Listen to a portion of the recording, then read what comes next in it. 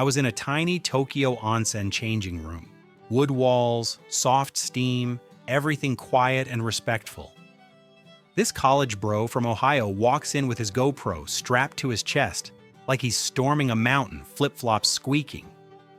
He looks at the little stool and shower setup and goes, "So, where's the actual shower? Like, the American standing up one?" The old man next to him just blinks, still rinsing in complete silence. Bro tries to climb into the soaking tub bone dry, shoes on. Yeah, the attendant moved faster than Wi-Fi. I've never seen someone escorted out of relaxation that efficiently in my life. In a marble cafe bathroom in Paris, I heard this overconfident dad from Florida coaching his teenage son like it was the Super Bowl. He's pointing at the two doors, one marked Dames, one Monsieur, absolutely sure of himself. "All right, champ, Dames means dudes, Messieurs means fancy ladies. I saw it in a movie." The French waiter behind him just freezes mid-step with this existential crisis look. 5 seconds later, Dad walks straight into the women's room, hat first. His son just whispers, "We're going to end up in a documentary, aren't we?" At a cute Kyoto ryokan, tatami floors, little paper doors, everything whisper-level respectful, I watched a wellness influencer couple discover the squat toilet. You could see their souls leave their bodies. She's holding a ring light over the stall, like it's a surgery. "Babe, this is like a yoga pose with consequences," she gasps. They actually call the host over and ask, "Can you bring us the Western upgrade model?" My guy bows and says very softly, "This one is already advanced."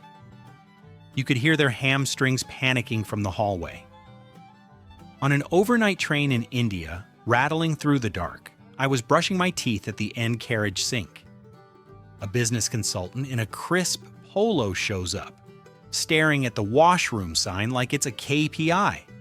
He steps into the tiny metal cubicle, comes right back out, and announces to nobody, "This restroom is not optimized for productivity. No countertop, no mirror, no vibe." Then he says, "If they let me redesign this whole system, we double passenger satisfaction in a week." Bro, the train just wants to survive the tracks, not your LinkedIn post.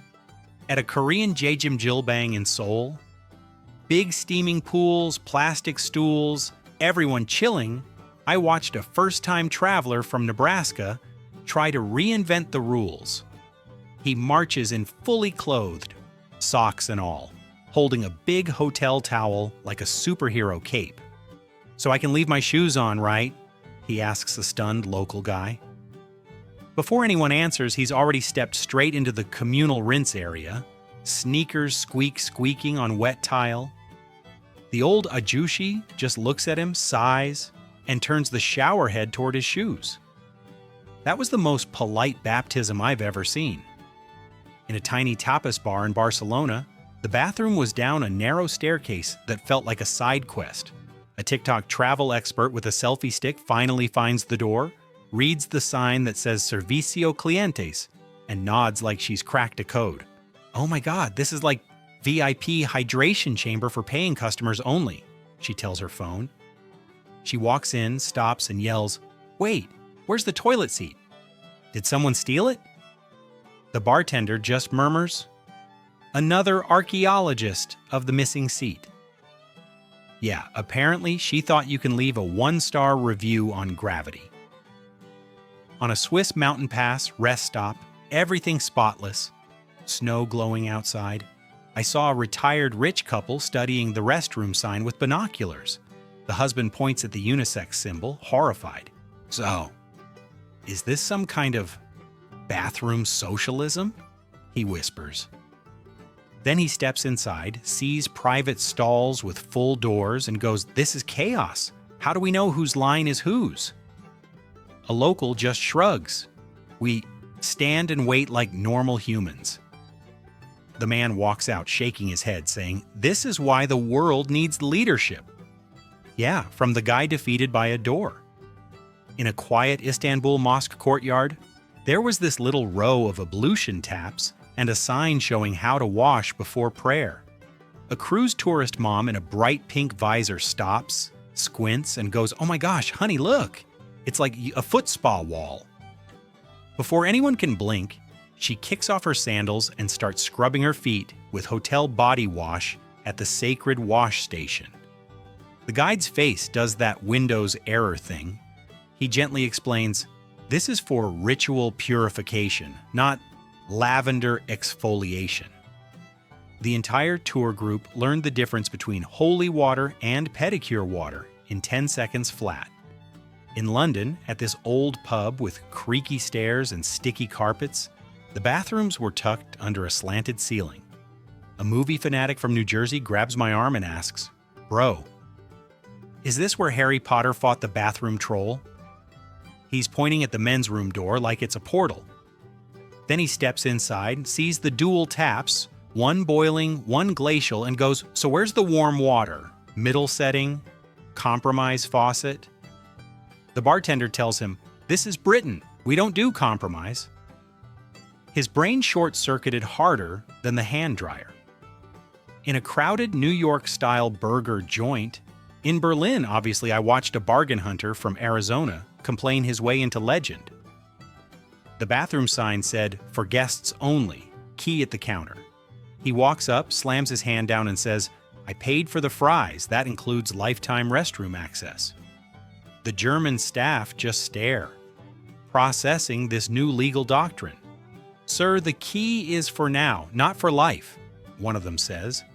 He huffs, "In America, bathrooms are a human right."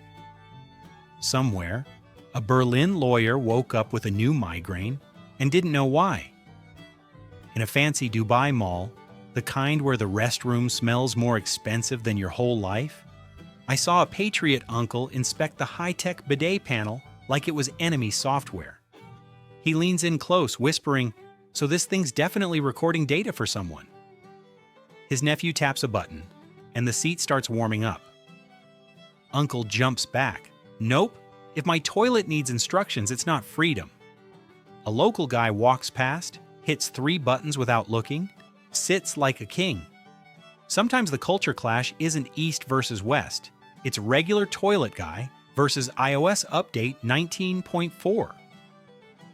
At a hostel in Lisbon, shared hallway bathroom, faint smell of someone's shampoo from 2009, I met a minimalist adventurer who'd gone too far. He's brushing his teeth in the kitchen sink because communal water is more authentic.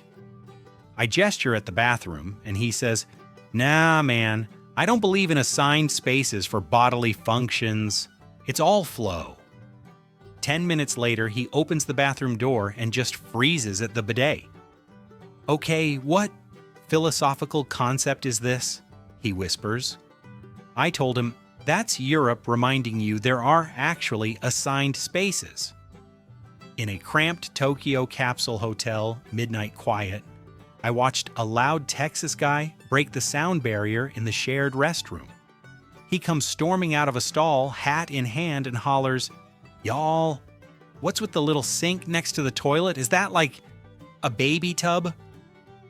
Every Japanese salaryman within earshot just freezes mid-hand wash. One of them clears his throat and says, "It's not for babies." You could feel the entire room mentally uninstall that sentence. Some things you learn once and never, ever forget. At a cliffside eco lodge in Costa Rica, jungle humming, waves crashing, the room had this open-air shower with no door, just a little bamboo screen. A wellness? Karen stands there with her herbal soap bar, horrified. "So, the bathroom just talks to the jungle?" she asks. "Where's the privacy curtain? Where's the energy barrier?" A howler monkey screams from the trees at the exact wrong time. She gasps, Did nature just catcall me?" The guide smiles and says, "No, senora, that's just the neighbor filing a noise complaint." In a tiny alpine hut in Austria, the outhouse was down a snowpath, lanterns swinging in the wind. A complainer? Dad from Chicago puts on his jacket like he's heading into battle and mutters, "No way I'm walking through a blizzard just to pee." 5 minutes later, he's standing at the hut door, doing the universal dance of regret. Why didn't they just build the bathroom inside? He groans. The old mountain lady shrugs. Because then, you'd never go outside. Honestly, that was the most savage weather report I've ever heard. At a night market in Bangkok, neon everywhere, sizzling woks, the public restroom had a little attendant taking coins at the door. A college bro stumbles up, pockets jingling, and says, "Bro, I have to pay cover. For my bladder?" The attendant calmly nods. He squints. "So, do I at least get a free drink with entry?" The guy hands him 2 squares of toilet paper like VIP tickets. The way his soul left his body at the concept of paper sheet was educational for all of us.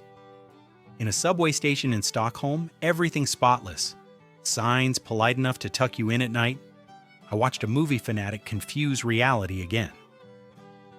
The bathroom had this sleek, self-cleaning door that locked on a timer. He reads the instructions and goes, "So if I stay too long, does it just flush me out like a Star Wars trash compactor?" A Swedish guy calmly explains, "Oh no, it just opens the door." The tourist nods slowly and says, "So, public humiliation is the cleaning cycle." Honestly, not wrong. On a beach in Rio, there was this little paid changing booth with a line of sunburnt people. A TikTok travel expert sets up her tripod, filming a rant. "So apparently," she says, "you have to pay to change your clothes. In public, on Brazilian soil." She points at the booth like it personally offended the Constitution.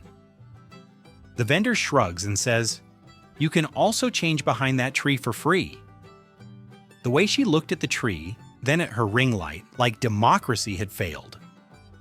That was the real content. In a chaotic bus station in Mexico City, the bathrooms had turnstiles like a subway, but for regret. A freedom guy in an Eagle t-shirt walks up, sees the coin slot, and just loses it. "I have to pay to do what my body already pays for?" he declares. People are staring. He slaps down a handful of pesos and says, "Fine, but this is against nature." The janitor, mopping in the corner, just says, "Nature went outside. This is for the rest of us." Yeah, that mop had seen things. In a quiet monastery guest house in the mountains of Greece, everything stone and candlelight, there was a simple, shared bathroom at the end of the hall. A honeymoon couple from California stops at the silence after 10 p.m. sign and immediately starts whisper shouting. "Babe, do you think the silence rule includes toilet flushes?" she asks. He frowns. "What if we, stockpile and flush at dawn?" A monk steps out of the shadows. No footsteps, just appears and says softly, "God forgives noise, neighbors don't." That man dissolved every overthinking brain cell in one sentence. In a family-run guest house in Morocco, the shower and toilet were in one tiny tiled room with a drain in the floor. A backpack bro from Colorado steps in, sees the handheld shower over the toilet and goes, "Oh wow, it's like an all-in-one efficiency unit." He actually says, "So I can shower and the host cuts him off mid-sin with, "Please, no multitasking." Some ideas should never leave the planning phase of your mind. That one should have been arrested at customs. At a roadside diner in rural France, bathrooms out back, little key on a giant wooden spoon, I saw an Instagram travel girl turn the whole thing into a cinematic crisis. She looks at the "no paper in toilet" sign and gasps, "So, where do my decisions go?" The waitress points at the bin next to the toilet. "There," she says. The girl just whispers, "My therapist is going to hear about this." You could see her entire personality rearrange around that trash can. And in a tiny hostel off some random canal in Amsterdam, I met the purest form of dad logic. The shared bathroom had one of those motion sensor lights that turns off after 30 seconds. A dad in cargo shorts goes in, and we hear him yell, "Hey, I'm still in here," like he's arguing with God. He comes out later and announces, "We need a system. Someone has to stand outside waving to keep the light on while I'm in there." Bro tried to unionize the hallway just so he didn't have to move his own arms.